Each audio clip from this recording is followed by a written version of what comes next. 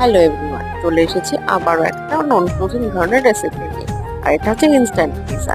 তো আমি প্রথমে একটা দোকান থেকে কিনে নিয়ে আসা ব্রেড নিয়ে নিয়েছি। তো তার উপরে একটু পিৎজা সস দিয়ে পেঁয়াজ ক্যাপসিকাম কুচি করে কেটে আর একটু সুইট কর্ন দিয়েছি। আর পনিরগুলো খুব স্লাইস করে কেটেছি আর একটা চিজ। তো আমি খুব ছোট ছোট করে কেটে দিয়েছি একটা, আর তার উপরে গ্রেট করে একটা চিজের টুকরো দিয়ে দিয়েছি। তো ওপরে আমি দিয়ে দিচ্ছি অরিগানো অ্যান্ড চিলি পেস্ট, আর ওপরে আরেকটু কেচাপ।